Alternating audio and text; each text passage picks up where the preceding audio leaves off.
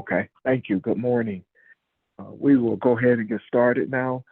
Sorry we're a couple of minutes late, but uh, Pastor, the floor is yours. Thank you.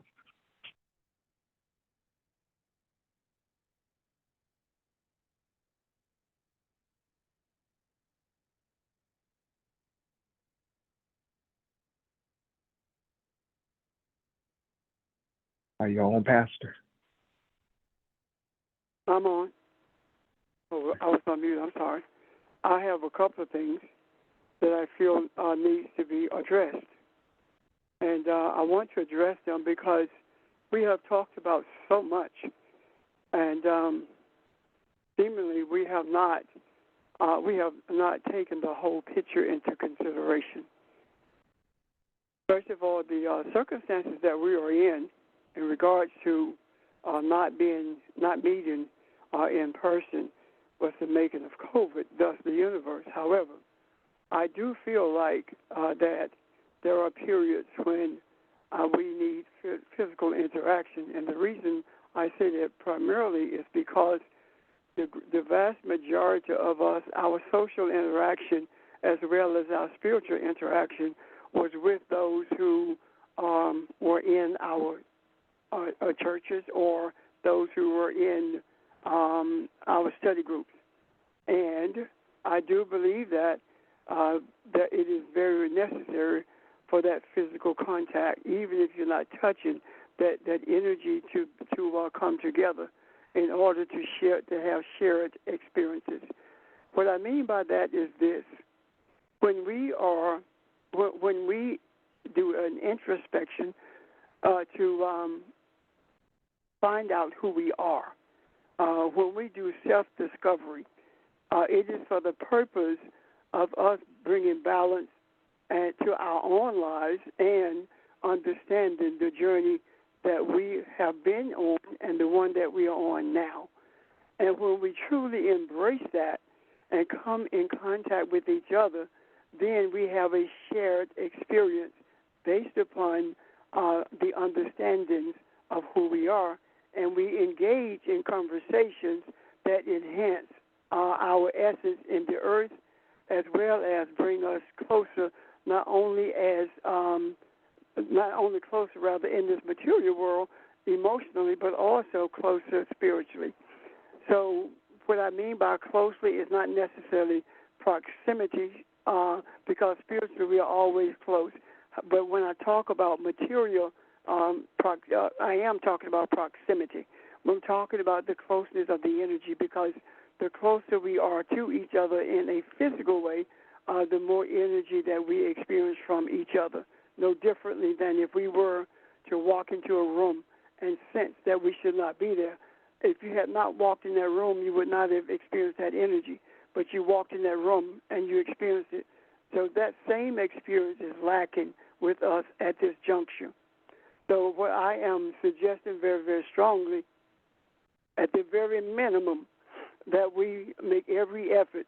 The first 2 Sundays in each month, we come together at Great New Faith, and the first 2 Saturdays in each month, we come together at Foundation of Faith.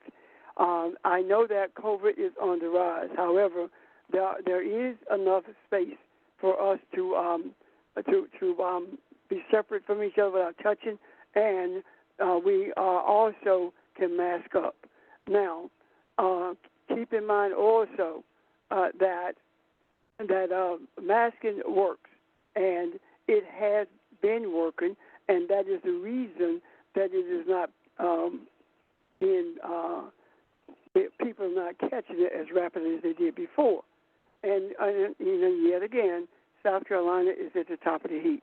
However, I still think that at some point, not at some point, but starting in September, first and second Sunday and this first and second Saturday in that month, that we should begin to interact again. And this is the other part that I want to talk about as well, and that is we are talking about who we are, and we are making every effort to function as Elohim, and we are doing that by adhering to what the scriptures are teaching us. And there are things that we have read and shall read in the scriptures that we were doing that we were not supposed to be doing. The scriptures never told us to do them, or the scriptures actually told us that we did not have to do them anymore. An example of that is baptism. Baptism was necessary. Water baptism was necessary until Jesus came on the scene, with John saying that one will come who will baptize you with the Holy Ghost.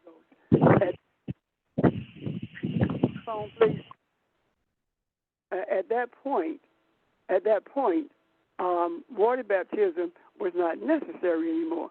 And Jesus goes on to say that himself, that I have come to baptize you with the Spirit.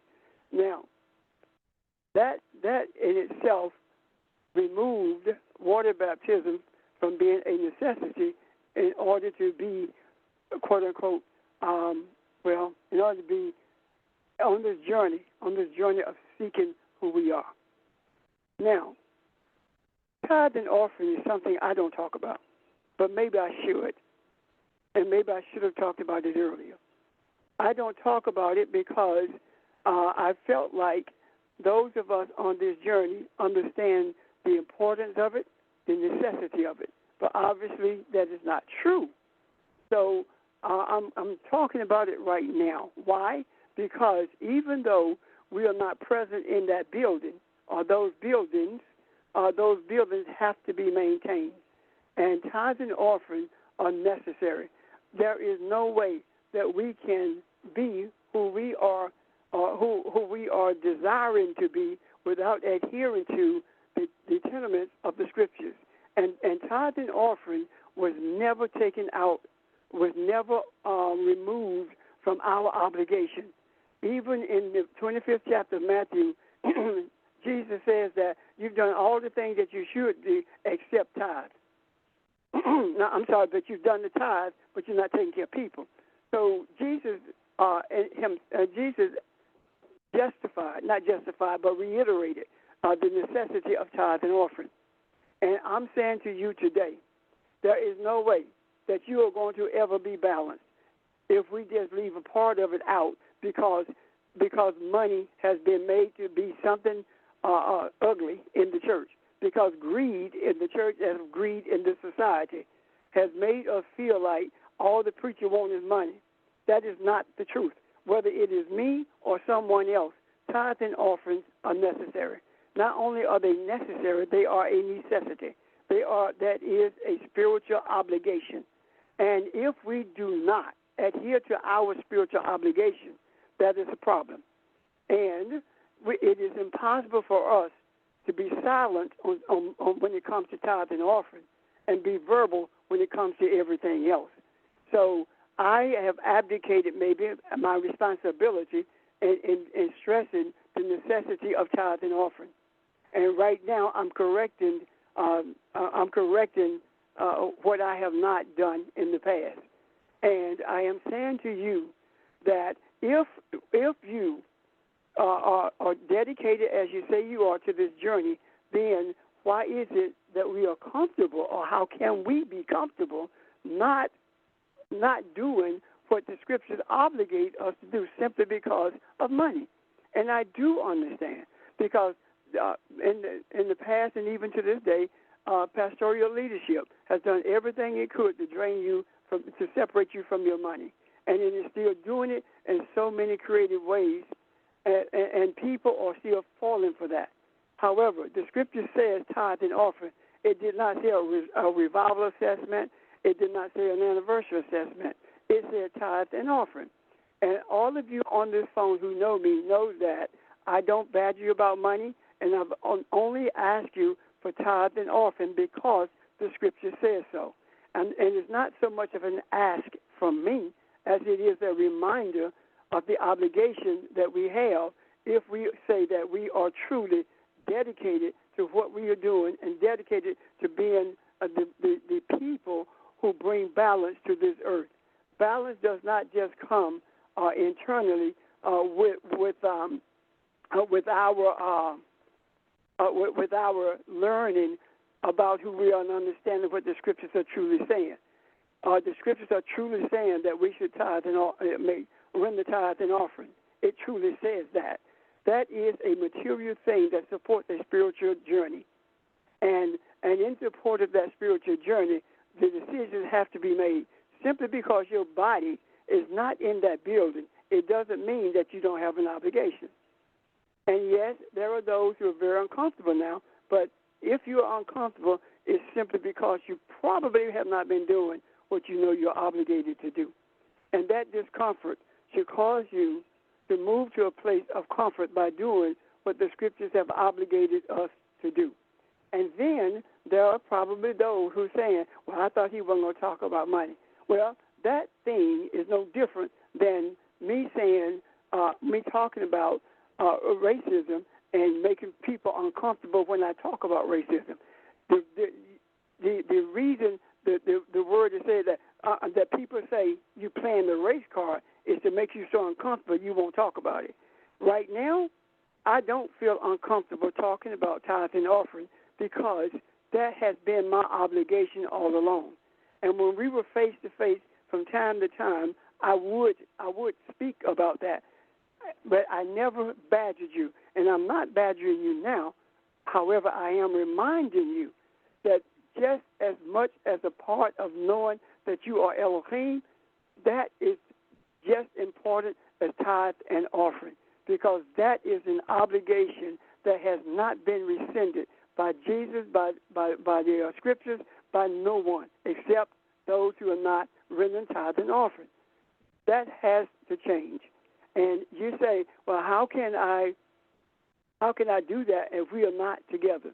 You can do it the same way you were doing it in the beginning, when we were not together physically. And if you have a need, if it's difficult for you to get it to someone, then you can always drop it off to someone you know who can get it to the right person or right people, or get it to me, or you can get an address and mail it. And the address that you mail it to, you can mail it to my address, you can mail it to any address that you have had in the past. The main thing is that you take this responsibility, this obligation seriously, because believe you me, it is a serious obligation. And I'm sitting here right now, and I'm going over in my soul the burden that I have put on you by not speaking about this, and I'm lifting that burden from you now, so that you will see that it is necessary for us to do that. It's funny how we can support water baptism, even though the scripture tells us not to do it, but we find it difficult to support tithe and offering, and the scripture tells us to do it. So the question is this: are we so in love with our money until we cannot render the tithe and offering? Are we so afraid that the pastoral leadership is going to be taken care of? Are we so afraid that we're going to be doing something that someone is going to look down on us, saying that pastor's sucking all the money out your pockets? No, that's not what this is about at all. So I'm saying to you, and I know that I am in some ways repeating myself, but I want to reiterate the significance and the importance, the obligation that we have to make sure that this happens. And again, physically coming together the first 2 weekends in September and the other months, and in subsequent months, and the idea of rendering tithe and offering. If you need my address, send me a text or give me a call. And I think that most of you, if not all of you, have my phone number or my address or both. And having said that, I'm done. And if there are questions about this, please raise them right now, or comments for that matter. Thank you.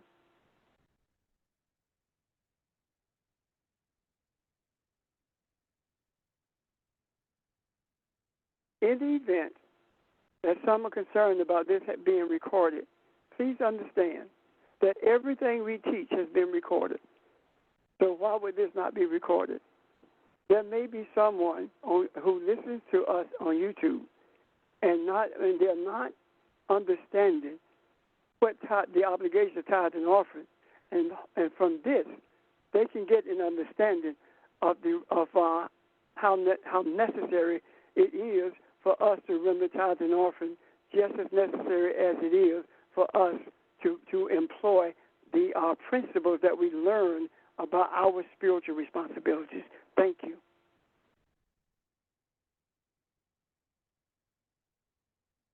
If there are no questions and comments, Ron? Okay. Anyone? Questions, comments? Okay. And good morning. Let me ask this before you get started. Let me ask this.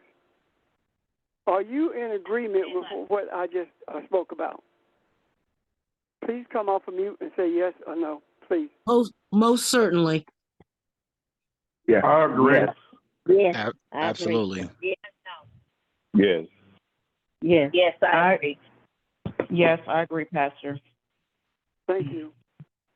So we should see some movement in that direction immediately. Thank you very much, George. Good morning, everyone. Reb, as it relates to the tithes and offering, is it improper to ask what the budget is for Greater New Faith and Foundation? And the only reason why I'm asking is because if I'm not doing enough, then that's a concern. And if I'm doing too much, then my cup just runneth over. Is that improper to ask, what is the annual budget for the water bill? What's the annual budget for the lighting, the upkeep of the grounds? And if anyone views that as improper, just say, hey, George, you're overstepping your boundaries, and I can live with that. That's all. Thank you very much. Okay, that's a good question to raise, and that is one of the things that has been a problem.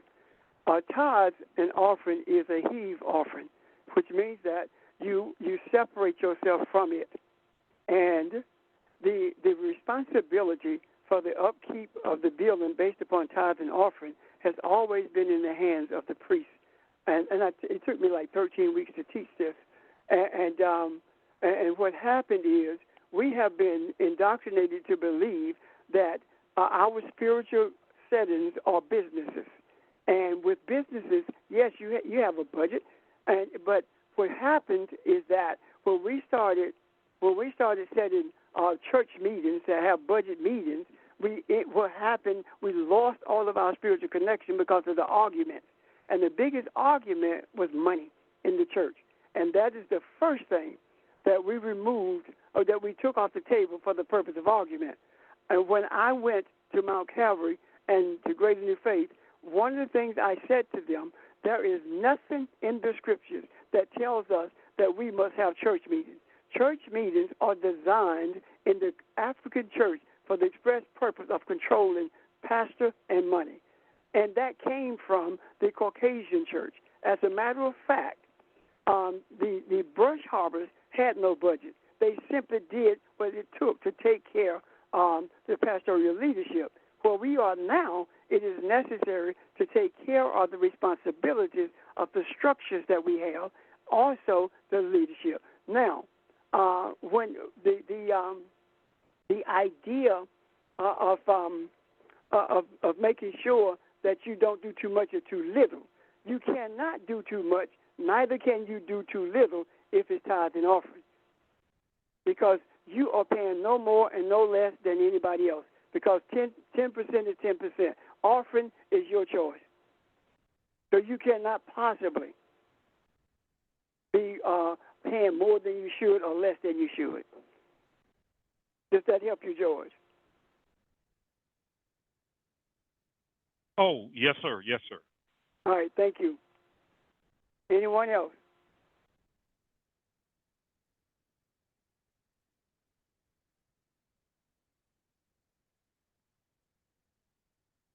Roy?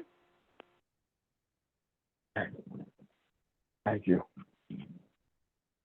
Hey, Reb. In that right there, if the person don't do what is obligated to them, is that a curse on them?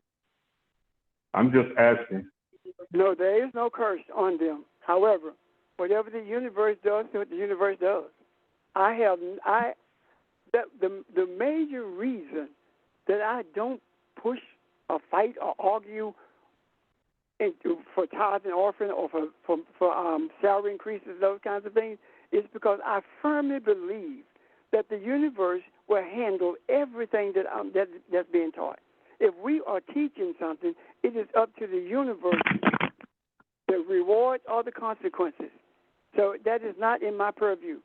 All I am obligated to do is to lead you spiritually, to guide you spiritually, and to make sure that we, not me, but all of us, are teaching spiritual principles and doing everything we can to embrace them so that we can be all that we were created to be. Thank you.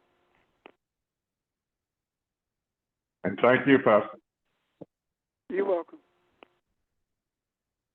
Pastor, for Yes? those people who live out of town, where would you suggest they send it to? Either location? 188 Phoebe Place, Union, South Carolina, 29379, because I don't feel comfortable giving out someone else's address.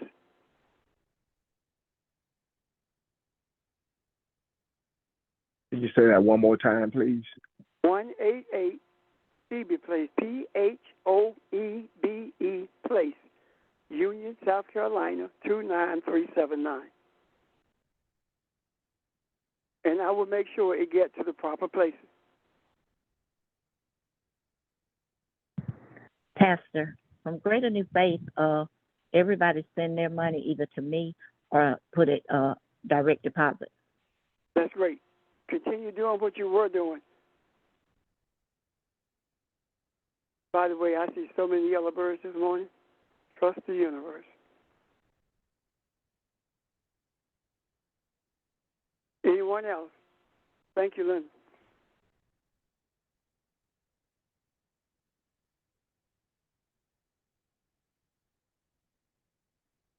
Okay. Ron? All righty. Let's see where we are. Oh, Ron, I'm sorry. There have been some people who have been sending it through PayPal as well. You can continue doing that, thanks.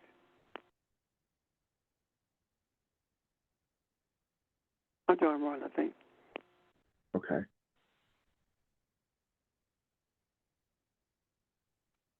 Okay. All right. On yesterday, we spoke about from a question that Kathy had on Zechariah chapter 1. And the focus of it was verses 18 through 21. But we did go into chapter 2 a little bit. But the question was talking about what does it mean where it talked about the horns, the strength of the horns, and we went into that, and I think Barbara did a great job of explaining that, and Pastor kind of helped explain it and tie into where we are today, and even look at it from the perspective of the where we are today, and help us to see where we are in this, what this all means. So we talked about the horns being strength. We talked about the scattering of those thoughts that are in us. We talked about the spiritual significance of Judah and Israel and Jerusalem, and that being us, that energy that we are, and I know I'm forgetting something. One of the things that I did not mention yesterday that I thought was significant when I look back at it, we know that Judah means praise. in the end of Genesis when he's blessing all of his sons. He calls them up and he says to Judah, one of the things he says to him is, all your brothers will bow down to you and worship you. And I thought when I looked at this, how important that is. When we get our thoughts together, when we figure out who we are, when it comes to us on this journey, we recognize who we are and the purpose of harmony to mankind. And once we see that and walk in it, that bowing down simply means that it's an aha moment. It's that time when those scattered thoughts come together and say, you know what, now I know what that means. I know what that parable means. I know what Pastor meant when he said that. I now see what that lesson meant. So all those parts of us that had not succumbed to or we have given in to what the scripture was saying, that's what it means it will bow down. So it's saying that when I reach the point where I'm at clarity and I'm at unity with myself and all of my thoughts, my mind is in submission to my soul, not only do I see that unity in me and I move to that place inside of me, but we also move to that place as a community. So that's what that means. It does not mean that one brother is going to be lowered over another. So again, the scattered thoughts are perfectly describes where the people are today, where the church is, where the African is, where mankind is at this time. So that's what we discussed on yesterday. Any questions or anybody, because I'm sure I'm leaving something out. Anybody want to further elaborate on anything that we discussed? And Ron, we were talking about the four horns because, people usually refer to direction in four directions, but the four horns meant simply the whole world.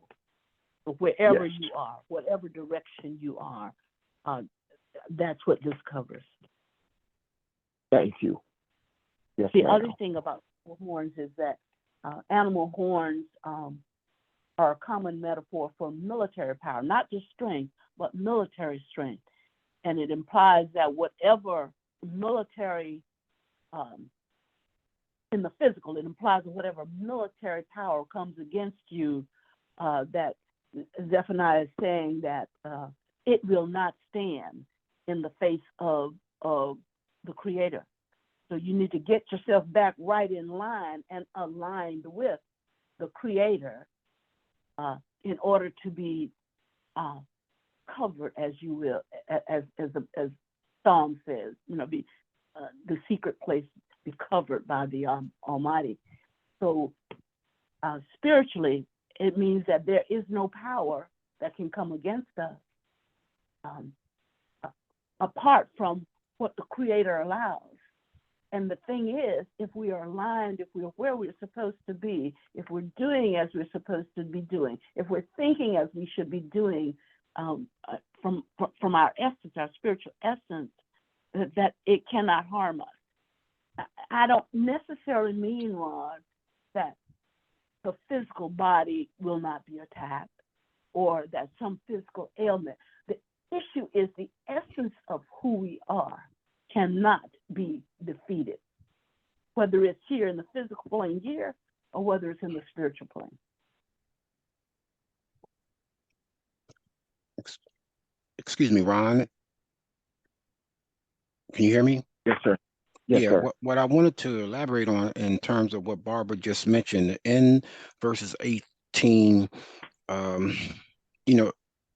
and what you had mentioned through verse 20, it talks about the four horns, but it also talks about the four craftsmen. And we all have come to know that the number 4 represents creativity, creation. But in numerology, it talks about spiritually that the number 4 also holds the vibration of physicality, practicality, materiality, and prosperity. but the number 4 symbolizes positive thoughts, positive attitudes, and positive thinking. And the number 4 is also associated with spiritual support, encouragement, love, self-awareness, and knowledge of personal inner strength. So I think that, again, just being able to appreciate, the holistic way of us being able to not only understand who we are, but applying, those principles, of and what we do. So I just wanted to share those thoughts. I'm done. Thank you, George. Thank you. Yes, sir. I think, well, George, as he was speaking, and the way he was given the understandings of the number 4, that also tells us how contextual the scriptures are, meaning that the meaning or the understanding of words is based upon the context in which they are used, and it also shows us how fluid the scriptures are. They are not stagnant. There are different understandings based upon the context in which the words are used, and that is one of the major things that we make every effort to. Would you mute your phone, please? Would you check your phone to make sure it's muted, please? No, it's not. Would you check your phone to make sure it's muted? That's why I'm getting this. I'm sorry. Anyone recognize that voice? Yeah, that's Audrey. Audrey and Richard, mute your phones. Sorry. That's okay. It gives us a context, and that's what we are making every effort to do, to put it into put everything into context, because just because a word means something in one place, if you put it in use it in a different context, it means something else.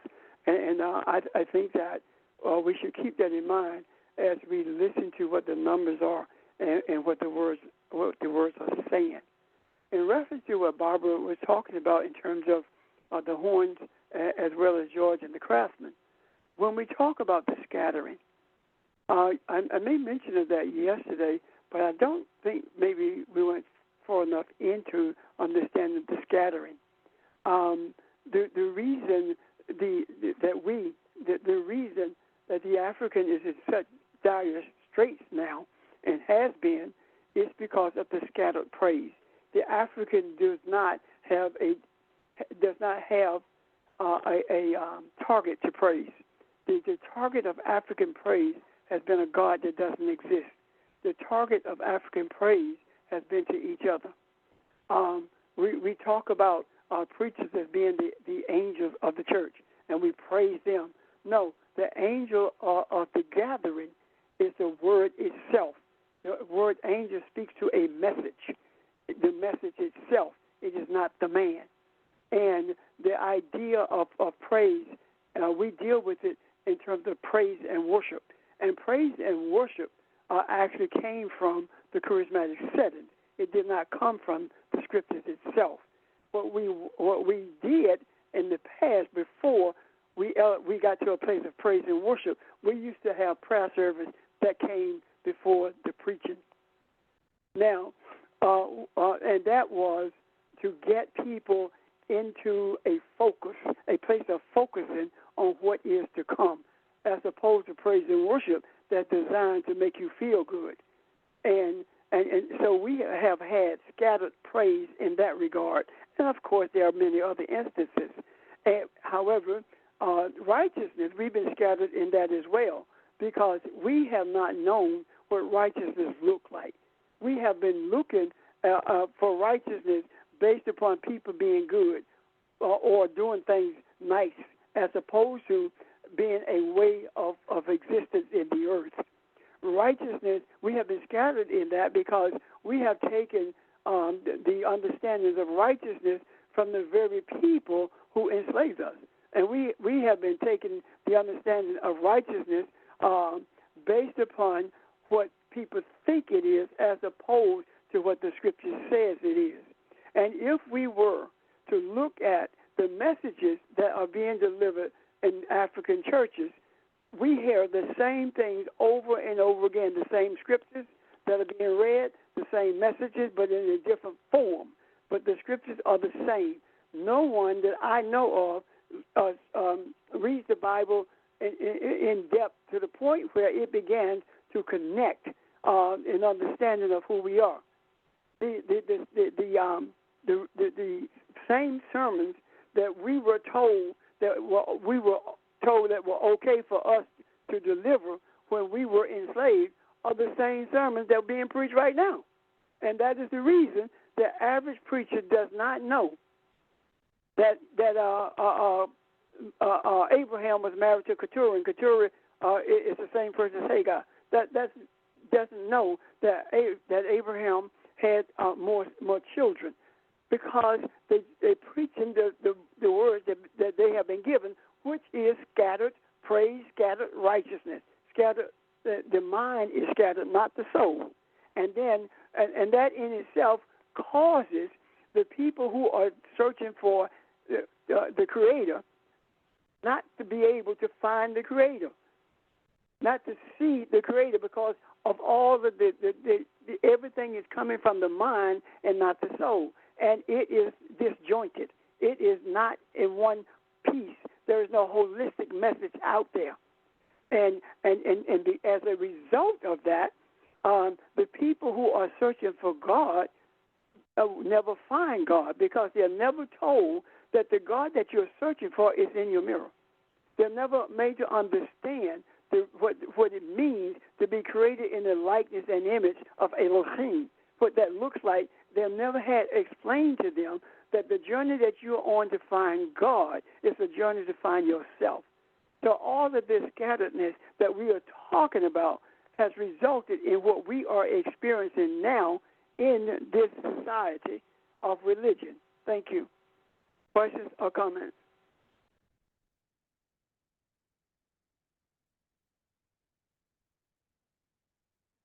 Okay. Thank you, everyone. Does that make sense to you? That says, again, Zechariah, the first chapter. We're looking at those 4 verses, but it really kind of sums up the whole first chapter. The way everyone has spoken on it kind of brings some clarity to it. Are we good with that? Hello? Hello?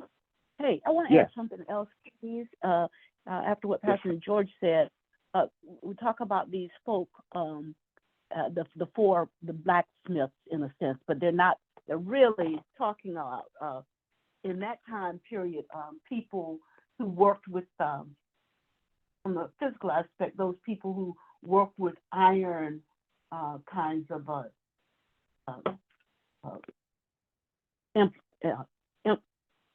implements, iron, those things, those who fashion those kinds of things of war.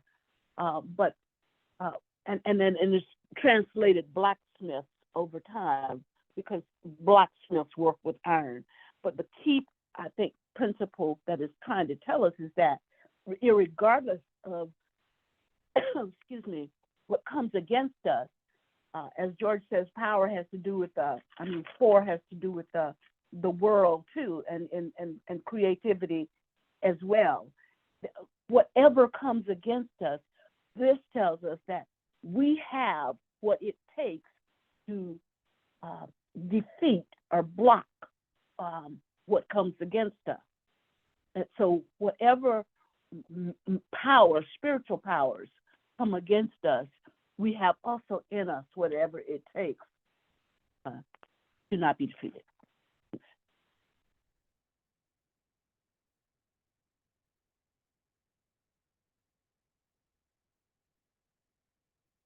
Thank you. I'm just talking on mute. Thank you. I think we are kind of gleaning more from that than we did yesterday. Thank you very much. Anyone else? Anyone else see anything here that either that came up yesterday, or anything that George or Pastor or Barbara said? Again, we're looking at Zechariah and talking about chapter 1 of Zechariah from what we discussed on yesterday.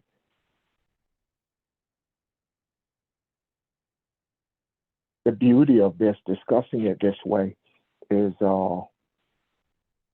when I first looked at that, and I think someone else said it to me too, it kind of reminds you of Revelation, and it sounds so gigantic and scary, and looking at that, but we break it down and look at the thoughts, and it's talking about us, it's talking about mankind, and kind of detailing where we are right now, where the world is right now, to be honest.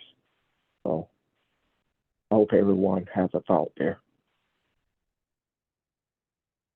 Are you ready to move on, or is there another thought there? Okay. I wanted to talk about something. I want to start it off by looking at Matthew chapter 16. And I want to start with this and maybe come back to it when we look at something else. Because I want to talk about I want to talk about the offerings and sacrifices. And we've talked about this before, but let's look at it again and maybe kind of put something official out there, kind of look at it and kind of dissect it and see where we are and what's really in the scriptures and what went wrong here. Okay. I looked at this because I think this kind of describes us to me and where we are. Verse 24 in chapter 16 of Matthew says, "Then Jesus said to his disciples, if anyone wishes to come after me, let him deny himself and take up his cross and follow me. For whoever wishes to save his life shall lose it. Whoever loses life for my sake shall find it. What will a man be profited if he gain the whole world and forfeit his soul? Or what will a man give in exchange for his soul?" Excuse me, Ron, did you say Matthew 16? Yes, ma'am. And what verse are you looking at? I read verses 24, 25, and 26 out of Matthew 16. Yes, ma'am. Thank you. And what I think the error comes about here is because in the 3rd chapter of Exodus, God sends Moses to gather the elders and to go to Pharaoh. And they ask Pharaoh to go 3 days journey into the wilderness so that they can offer sacrifice to God. And that has been misconstrued and as to what that meant. I think, and this is what I wanted to get into, I think the sacrifice that they were called to do is mankind making the sacrifice, not the animals. And we're going to prove that in a minute. But when you look at this, it says after it talks about anyone who wants to take this journey. This particular journey, do you want to take this journey? And when he talks about denying self, it is talking about are you willing? Are you willing to give up self, this thing that you have built up? You say defines Ron or defines Charles or whatever your life is, you've made your life to be, whether it is giant or small. Are you willing to give it up to see who you truly are? So denying is I refuse to admit that I'm wrong. I refuse to admit that I go to church every Sunday. I do pay the tithe and offering. I do all this stuff, but I'm not giving up me. I'm not giving up this lifestyle or this person that I am. the Aramaic word there, when he talks about losing self, it means to go astray, to fall into decay or to be destroyed, to go astray. And the root of it suggests a process of self-surrender, a process. This thing that we've gone through is a process. We all started off on our own ways, in our own churches and whatever, and this little voice, this little thing started pricking at us, and that started the process, because you didn't have to listen to it, but we did. And when we did, the little thing got louder and louder and louder. So the self-surrender, it says, and it grows to further, it grows to the extent that it develops itself into all that it can be. So we looked at religion, we looked at our humanity, and we grew that thing to its limitations, all that we could see that we are. And then it said something has grown to the furthest extent of its development, and then it bows itself in the service of what it sees is greater.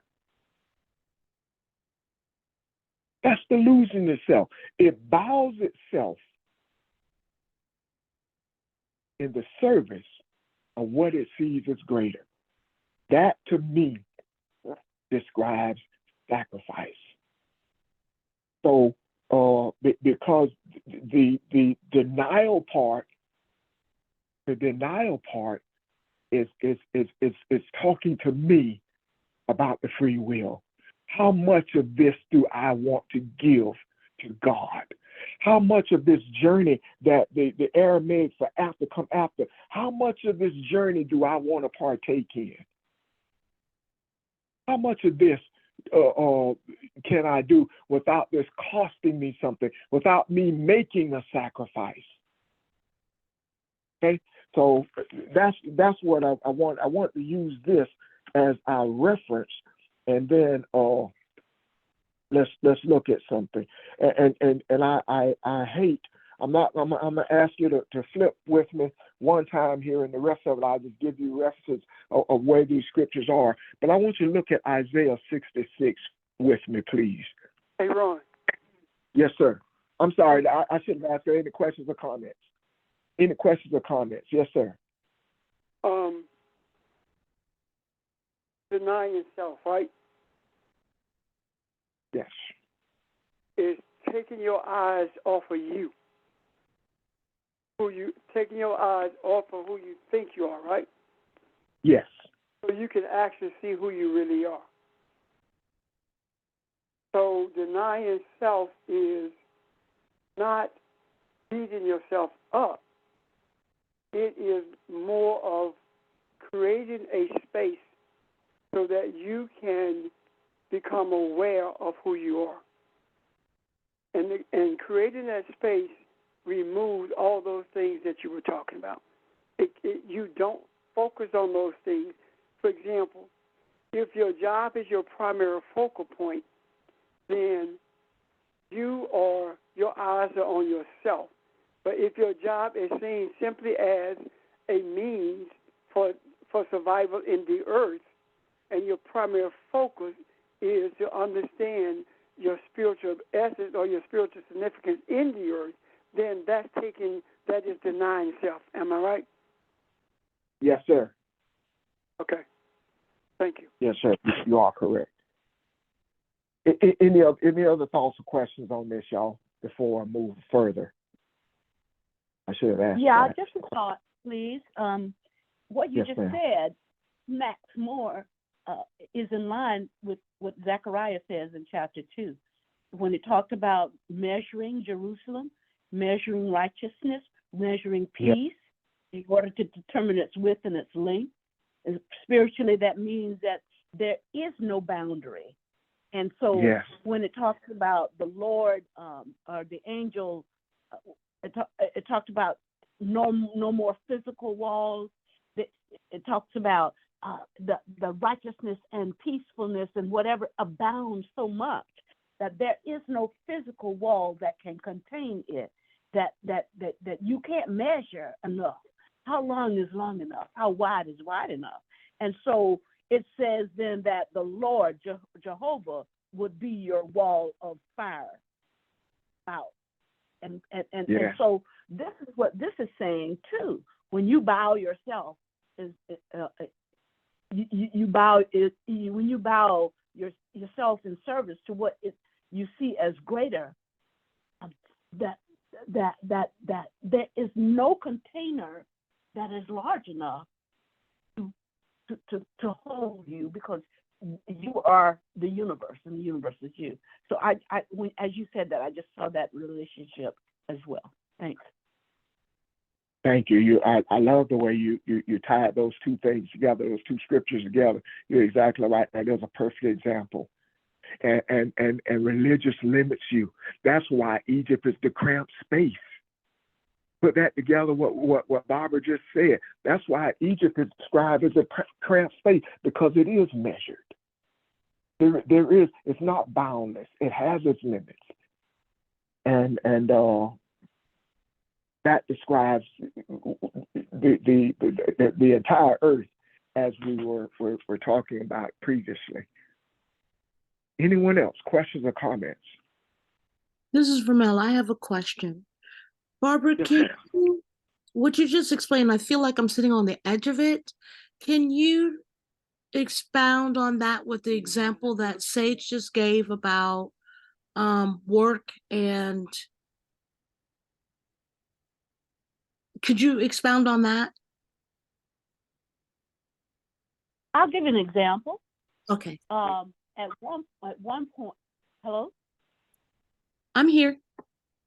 At one point in a previous life, not spiritually, but physically, in a previous job, I was a vice president of nursing, and there was a restructuring, and the position was eliminated. For a week or so, I got all worked up with my position. How could they eliminate my position? But then went to foundation and began to hear teachings and understood that that's not my position. I was placed there for a reason and for a time period, but my position is not who I am. Your position is not who you are. Whatever you do as you work is not who you are. And that's the freeing part. Once we understand that what we do is not who we are, it just opens up the boundaries so much further. And the thing is that when you open yourself to other things just come. But when you close yourself off, when you surround yourself, when you wall yourself off by your own thoughts and selfish thoughts about this is my mind, you are not open to new things that the universe has waiting for us, the possibilities that are waiting for us, if we would just simply, what did Ron say, bow ourselves in service to what is greater. Thanks. Thank you. So does that help? Yeah, so the four walls are when we create these walls that this is mine, I need to hold on to it, no one's to take it. If we don't think and act in that way, then we remove those walls. We open up ourselves to the infinite possibilities. Right. The four walls, if you use it in that, it is one way to describe the four walls. Okay. All right. Thank you. One question or confirmation, just to go back to the work. I guess once we have an understanding and a foundation of who we are, that should be reflected in where we work and what we do at work. And work shouldn't change that once we have an understanding of that. our identity and work, I guess, are two separate things. But when we're at work or wherever we are, we still should reflect our identity, if that's fair to say.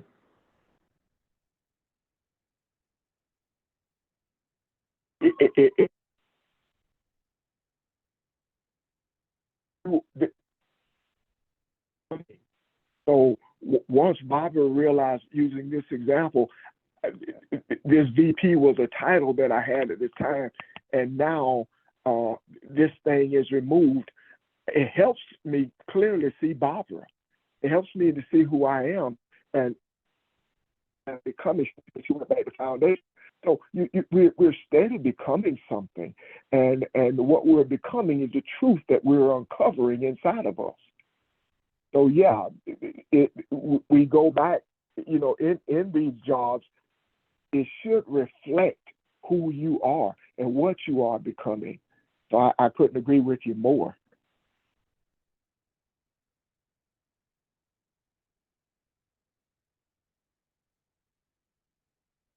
Oh, thank you. I'm sorry, did I interrupt you? Were you done, or did I? Oh, no. I said thank you. Yeah, I was just, Oh. when Barbara talking, it made sense, and then I just thought whether you, whether you coach, teach, CEO, VP, whatever, that's just a profession, but your identity and who you are should be reflected in that, through the decisions and actions you make while you participate in your reflection, and not vice versa. I think that's how you kind of get lost, like Rev said earlier. That's not our identity. That's not who you are. It's just what you do.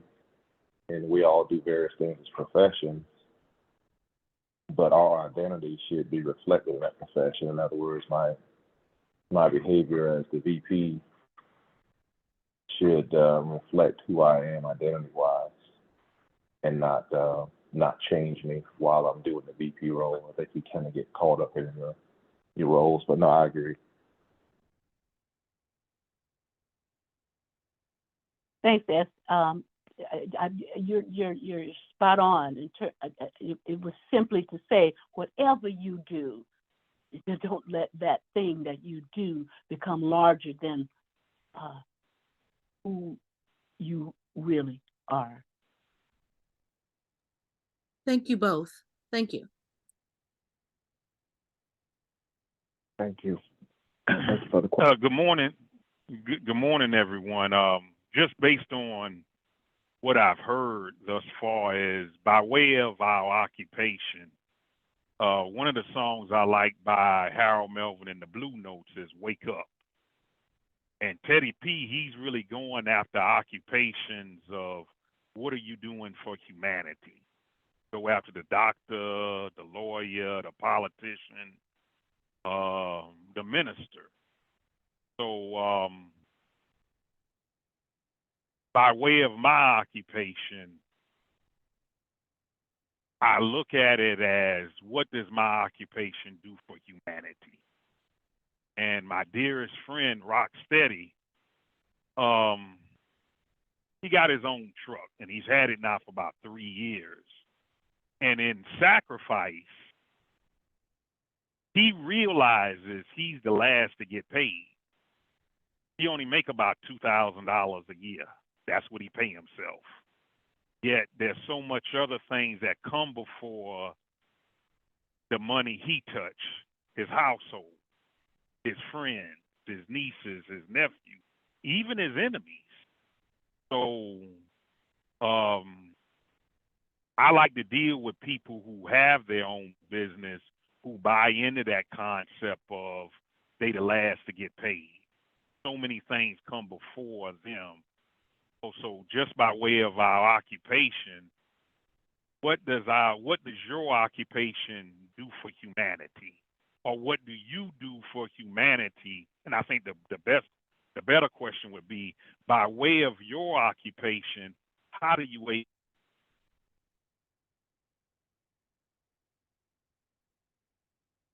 Can I comment on that one?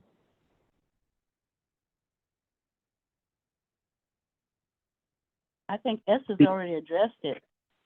Yeah. to some extent. Yeah. I was gonna say a comment like, even if you own your own business, that's still not who you are. When you interact with people, how do you treat them? How do you treat your co-workers? How do you interact with them? Who are you to them? Are you lying? Because you can own your own business and still be compromised because you're doing things to get by in the business. And I think if you feel like your profession, your business is compromising your identity and you have no last resort, then, maybe you have to do something else so that your identity is not compromised. A lot of people walk away from things that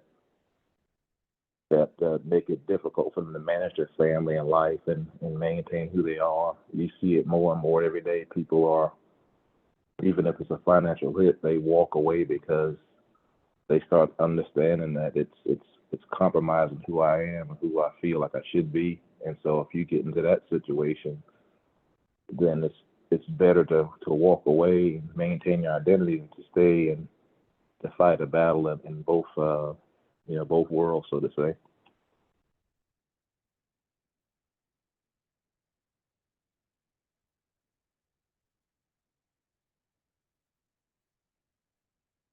George, does that answer your question?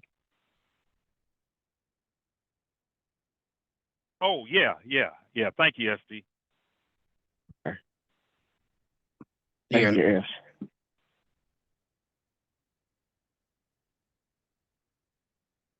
I'm sorry, were you done? I was just listening.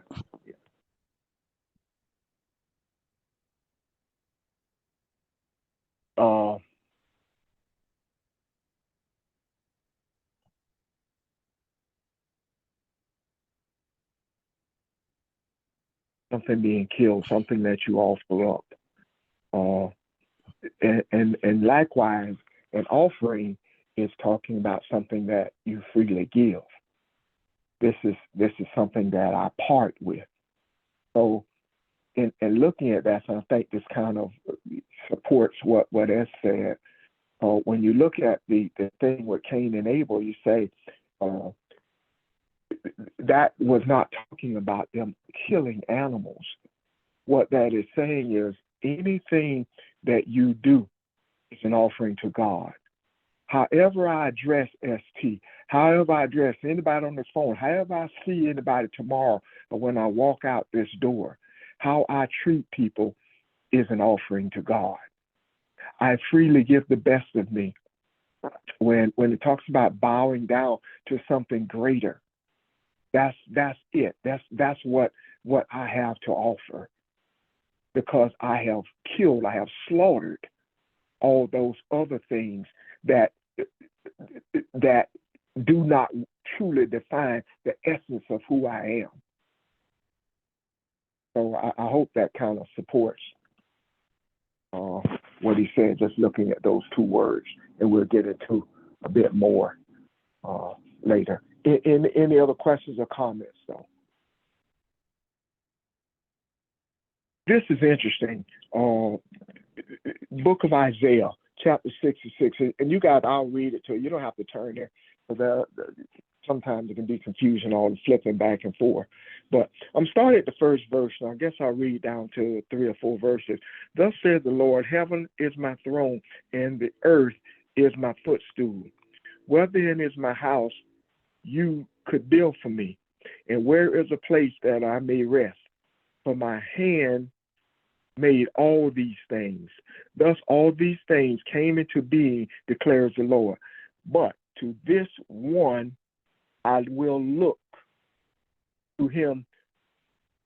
I will look to him who is humble and contrite of spirit, and who trembles at my word. And he who kills an ox is like one who slays a man. He who sacrifices a lamb is like one who breaks a dog's neck. He who offers a grain offering is like one who offers swine's blood. He who burns incense is like one who blesses an idol. And they have chosen their own way, and their souls delight in their abomination. So I will choose their punishment, and I will bring on them what they dread.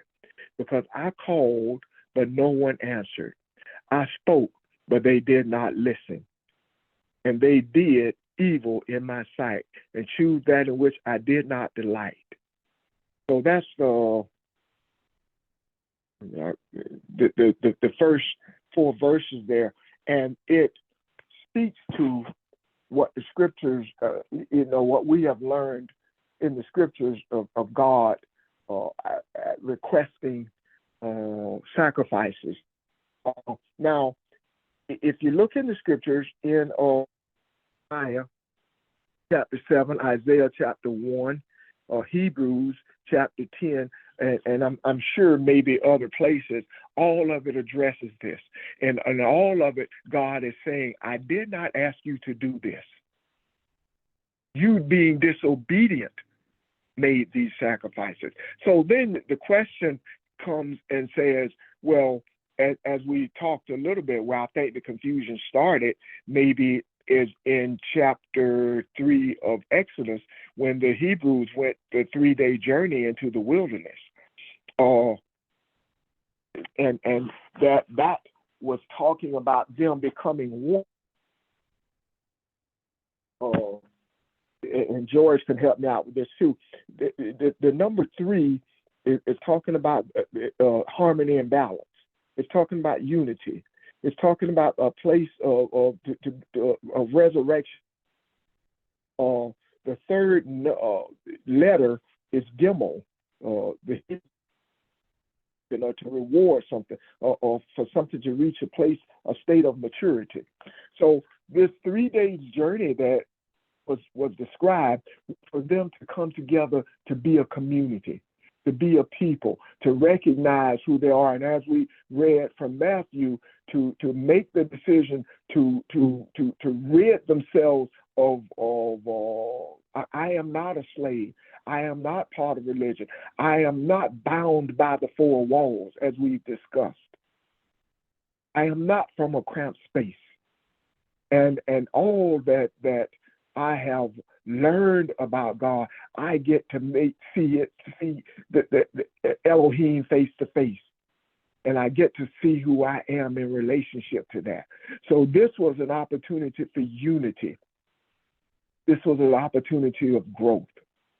And as we have discussed, all of this has become something else. So and even in the book of Leviticus, this looks like a contradiction. And that is why, we thought it was worthy to talk about this. We're putting it out there, and I would hope that everyone on the phone kind of sees it and follows it. But I also, once this tape goes out there, we want everybody to see this and be able to follow it and recognize what we're talking about. Because you can't deny that this is in the scriptures. And this is God saying, I didn't tell you to do that. So when you look at it, then it has to be the priests on their own saying, this is what a sacrifice is, and these are the things we're supposed to do, and not being obedient and following the word of God.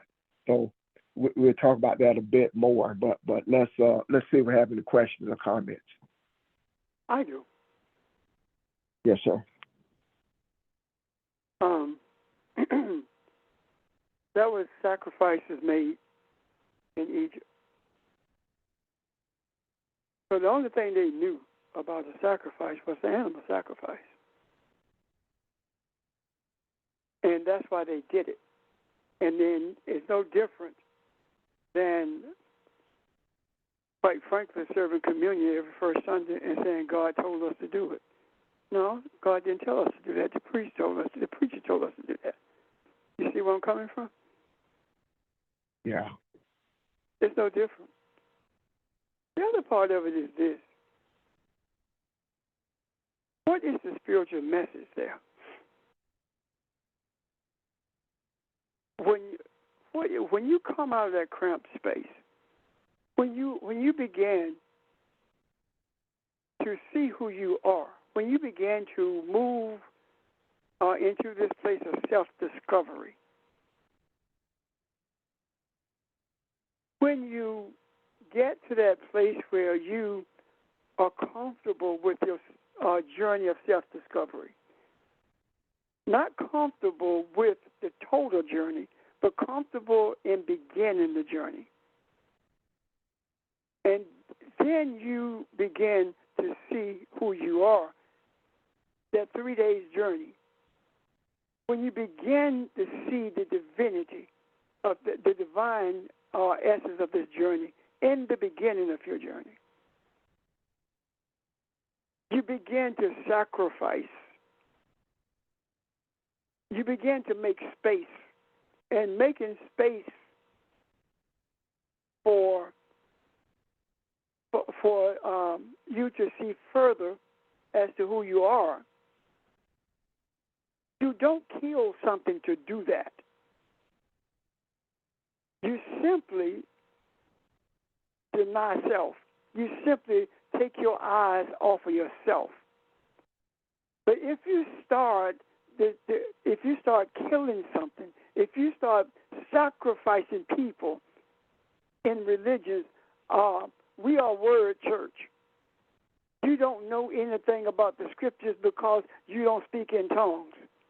That is no different than murder because you are defaming someone's character, someone's understanding of the scripture. You are defaming a human. And if you look at the law, what you will see is thou shalt not commit murder speaks to the character of a person, their reputation, to destroy them. So this idea of sacrifice was taken out of context as it has been over the years. We have not been sacrificing animals, but we have been sacrificing people. We have been making space we thought we were making space by sacrificing the character of people, by putting them on the chopping block. Why? Because it's ego telling us that we are better than them. We are in this wilderness not understanding why we are here, and we are making it up as we go. We are not being still and seeing that this is an opportunity to shed ourselves of all of those religious antics that we have been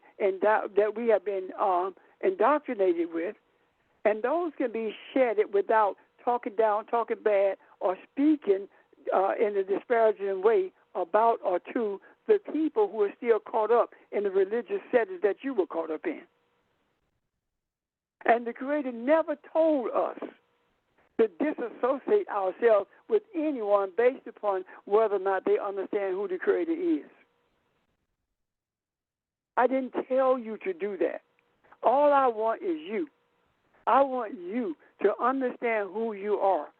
When you understand who you are, you will be humble in your interactions with humanity, and you will not sacrifice their character. In other words, you won't be talking about I'm highly favored and blessed in the Lord as if no one else is.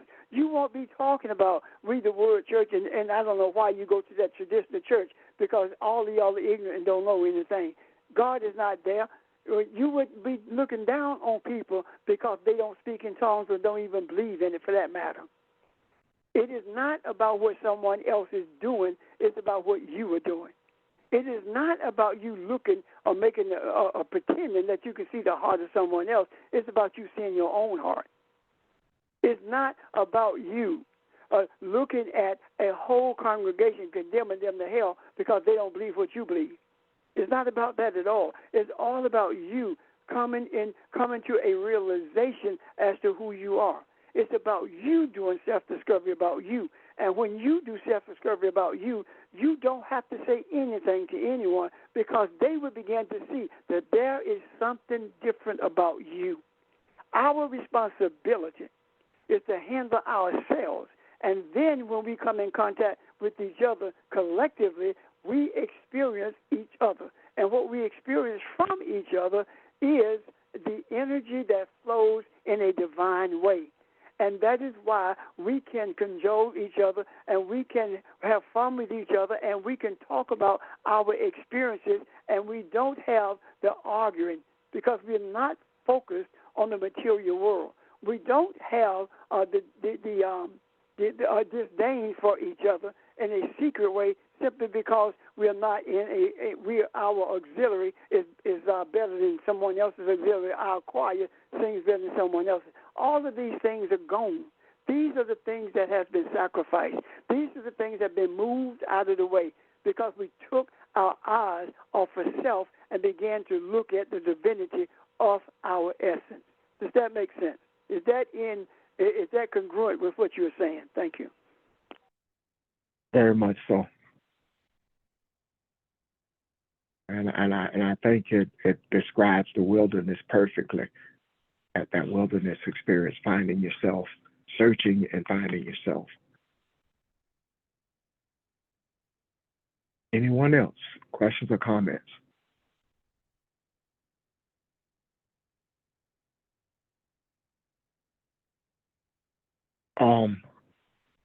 I wouldn't mind pausing here for a minute just to make sure that everybody does have this. And the reason why is I was talking about the different places in scriptures where it mentions, where God mentions, I never told you to do this. It does sound like a contradiction to Leviticus. Do you understand what we're saying or the explanation? I'm glad Pastor said what he said about the sacrifices in Egypt and where they got that from. That's very important because that's probably what helped them to want to visualize something, likewise what they were doing. But does this all make sense? Because when we discuss this from now on and we talk about sacrifices and whatnot, we're talking about us. We're talking about the movements that we have made, those efforts that we put together to see ourselves and to see truth. Is that okay with everybody? Everybody? Yeah, and Ron, in terms of what you just said, in terms of our movement, and you had mentioned about, the number 3, but number 3 is the first number of motion and movement. And again, it talks about with movement of 3, it reveals a spinning vortex of energy that is introduced. But it says that with the number 3, the divine aspects of mind, body, spirit come into an awareness. And I believe this is what we're receiving. And the spiritual energies of number 3 sets magic in motion with positive thoughts activated and drawing back to the self-positive energies and opportunities. So the opportunities that we have to be enlightened, is, I think what ST and we referred about earlier, you can have a title, but it's your truth, is your light, it's your energy in that space where people come into your presence. So again, I think very, fulfilling in terms of what, we're hearing. So I just wanted to share those thoughts. And on the number 3, I'm done. Thank you, George. That was very enlightening. You said a lot there. I don't want to, but somebody else about to speak. No, go ahead, Ron. You're going to speak to what George said. Action. Right, go ahead. Yeah, the vortex of energy part is what got my attention. That energy that he spoke of. I don't know what to say about it. It just got my attention. No, well, I think what you're saying, Ron, is energy flows as our attention goes. And I think as we begin to appreciate this energy flow, we're receiving it, in the language that helps us to understand how this holistic movement take place in terms of our mind, body, soul, and our spirit. But as Pastor was referring to, there's the psychology of our mental awareness. But I believe that, what Pastor's speaking about is the soul and the heart of our intuition. So again, us just trying to have a better understanding and clarity of it, it's helpful. So I appreciate, again, what has been said. I'm done. Thank you, George. The vortex of energy. Vortex speaks to something that's swirling, always moving. So it's talking about the movement of energy. So when it talks about leaving, traveling for 3 days, it talks about the experiencing of this energy that is constantly available, but also constantly in motion, which means that the internal journey is always in motion. The energy to travel this journey is always available, and when we are engaged in this journey, what we begin to see is that we get to a place where we are no longer seeking truth. We get to a place where we realize we are the truth, and when we learn what the truth is, then we are learning who we are. Does that make sense? Yeah, it does.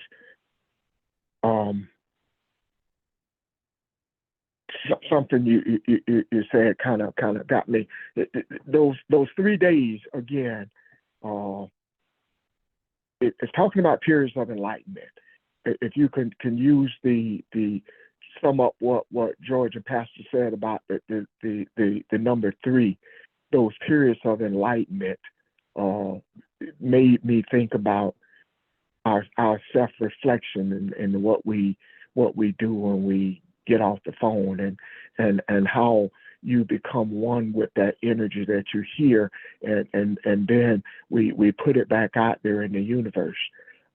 These are periods of reflections are days. These are enlightenment periods. So this vortex of energy, I see it as enlightenment, enlightenment opportunities, and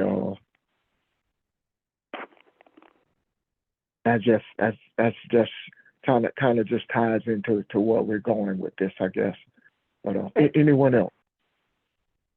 Go ahead, Pastor.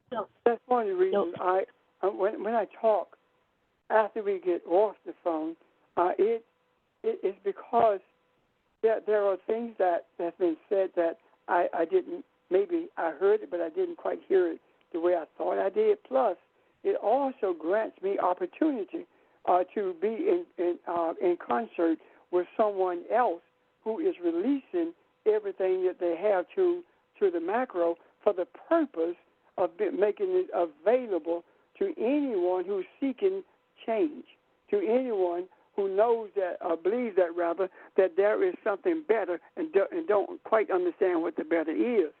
So when we get off, sometimes when we talk about it, it helps do that in a very, very a very real way, and expanding on it sometimes also gives us a better look at what we think we saw. I'm done.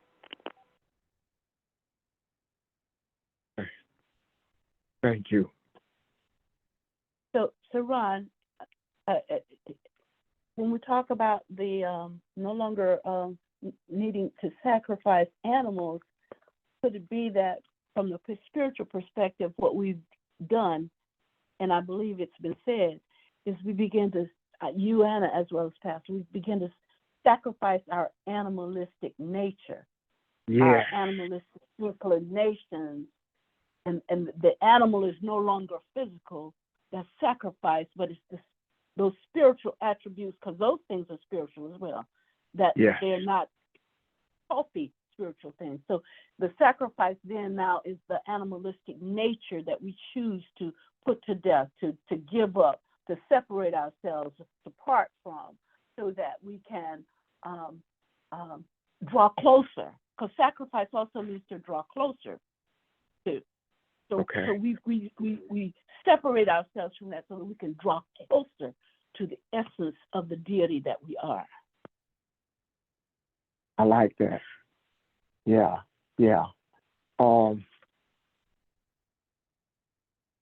There's another part of that let me write that. Hold on a minute. When somebody says something I like, that ties into something, the drawing closer.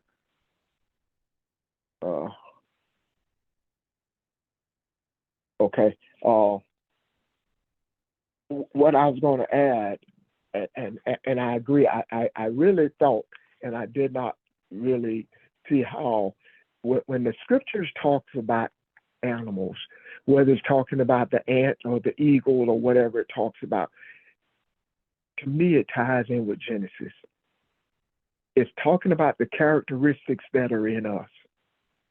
So as Barbara said, these opportunities that we have to kill these animalistic nature, animalistic urges, this energy that overtakes us sometimes. You are the one that slaughters it. You are the one that moves it, takes it to a place, a more useful place. So when we look at that, there's another side of this though that I don't think is coincidental. When you look at Leviticus, and this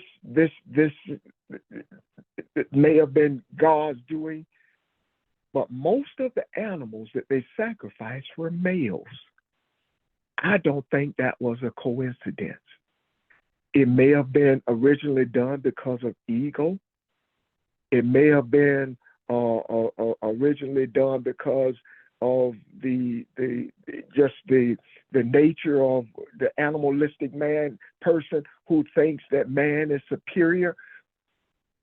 However, what if, just suppose for a minute that what that is saying is most of what needs to be sacrificed in us comes from our masculinity.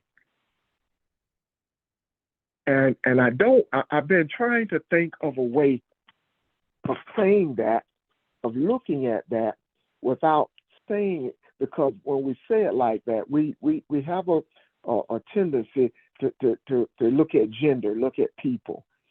And that's, of course, not what I'm talking about. I'm talking about that portion that is out of control, that is wild, that is selfish, that is greed. I'm talking about that part that is, as we were talking about jobs and being ambitious and putting self first, separation, that part that is judgmental, insensitive. So, and again, if you think I'm talking about men and women, you are wrong. I'm just saying that from that part of the tree is where it appears that most of the sacrificing, if you ever studied,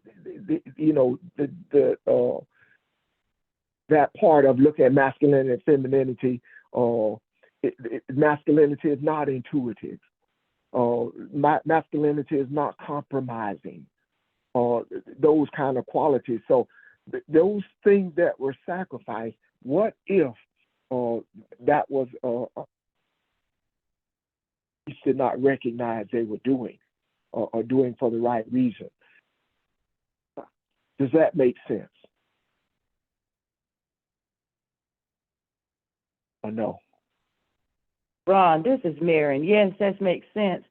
And as you were speaking, I thought about, the animals are, because we're all, I'm trying to get this thought together. I got an idea. I think I got it, but just getting it out is different.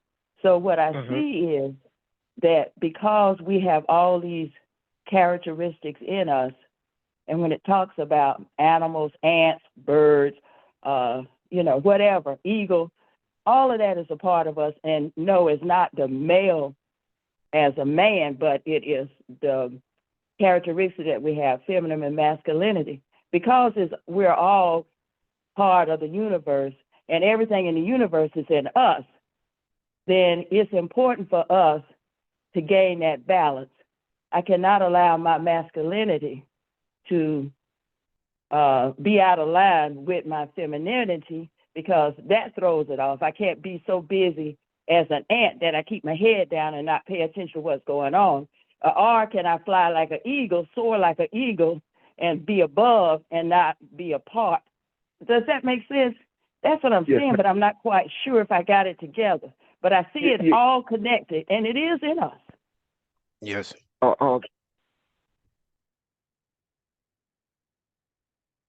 Does someone else want to speak to that? Thank you, Mary. Thank you, Mary, for sharing that.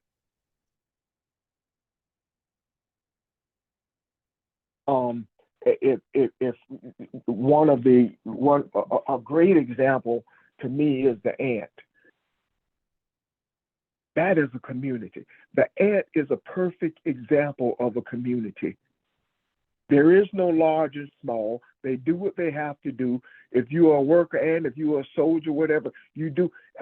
Ant, knowing good and well that he's not going to survive, will build a ant bridge to get that queen across that water.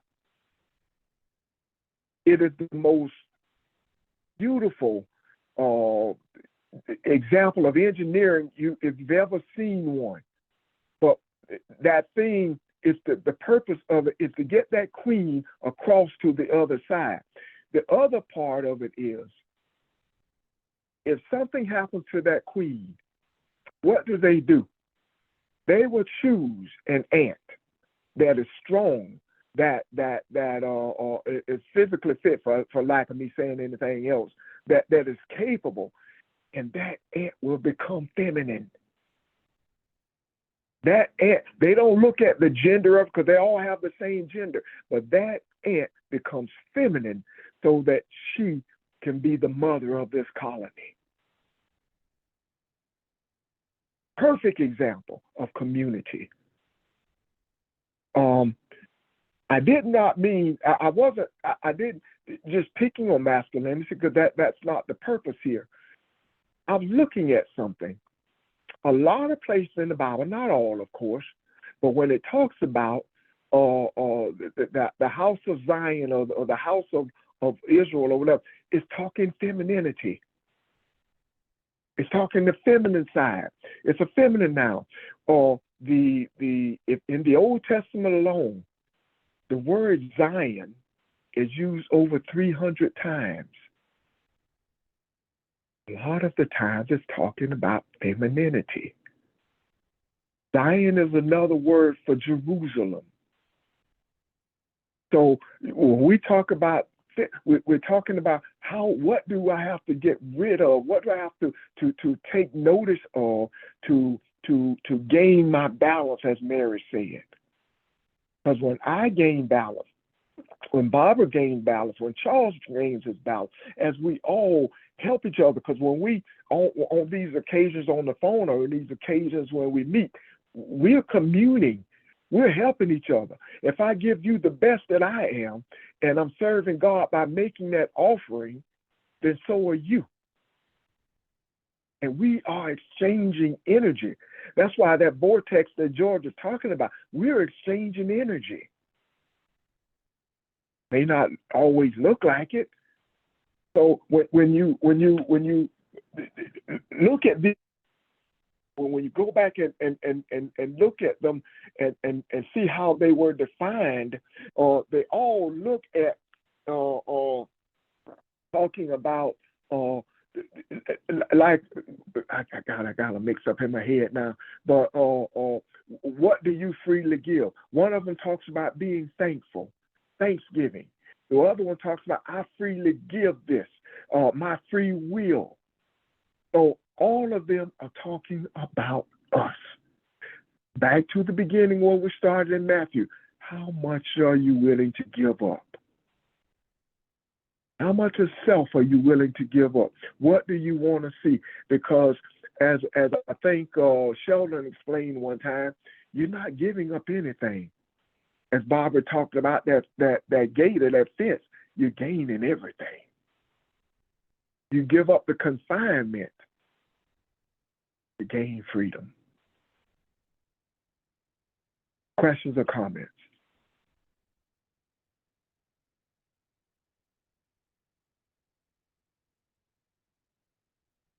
We good then? It makes sense to you? Yes. Yep. Yes. Well, this may be a good place then to take a pause and kind of sit with what we have here and see if we have any questions or anything tomorrow. Questions or comments? Guys good with that? Good with that. Okay. Yep. Well, okay. I hope we gained a thought. I know we did.